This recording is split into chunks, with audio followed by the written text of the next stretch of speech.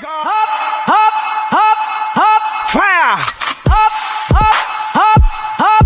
Oh my God. Hop, hop, hop, hop. Oh my God. Hop, hop, hop, hop. Oh my God. Hop, hop, hop, hop. Oh my God.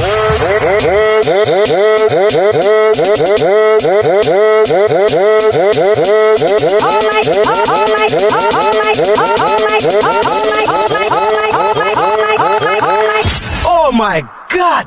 Oh my hop hop hop hop hop hop hop oh my hop hop hop hop hop oh my hop hop hop hop hop oh my hop hop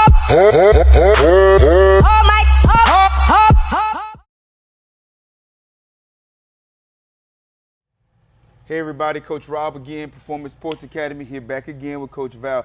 This time we're going to talk about the squat. All right, we're going to talk about the fundamentals of the squat, how to get your squat better, how to do the bracing, how to, how to increase your 1 rep max or make your squat more efficient. So for the squat, we have 2 commands. It's the squat command and the rack command. The first one tells you to go down and the second one tells you to put the bar back on the rack. For the squat, what you want to do is same with all your lifts. You want to be bracing your core from the moment you take the bar off the rack. So fill your belly up with air all around and squeeze your rib cage down to create that pressure. A lot of people will tell you, oh, keep your chest up, keep your chest up. But in reality, that's only helping you to not fold on the lift. You don't need to keep your chest up and break your ribs up.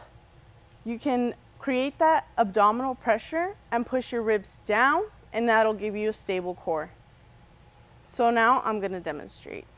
So again, with the bar, you want to have your whole hand around the barbell.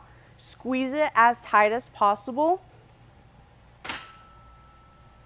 Getting under the bar and putting your elbows down, squeezing your back, unracking it, carefully taking a few steps back, setting up your feet, your toes pointed outward, and then doing that belly breathing, filling up your stomach with air and pressing down to create that pressure, and then squatting.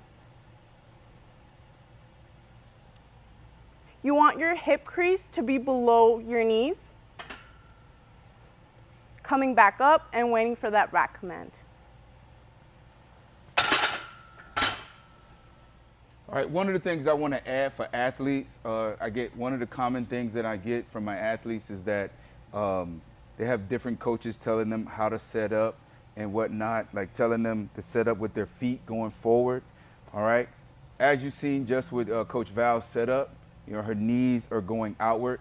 All right, her toes are facing slightly outward. Now, depending on the body composition, depends on how we're going to do that type of stuff. But one of the things there are going to be a few people who can have their feet going forward and still get to proper depth.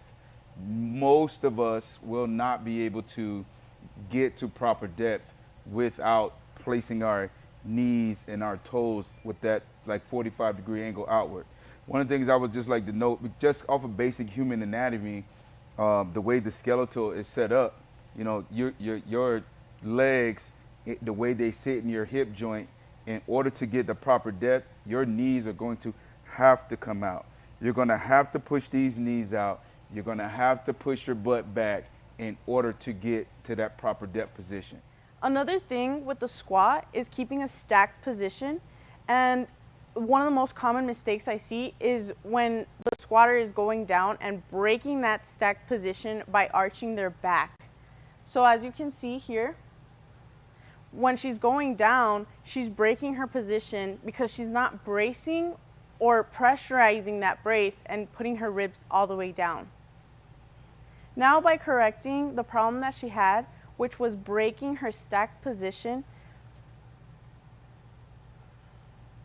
and now she can go down without breaking that position, keeping her abdomen tight all the way down and all the way up.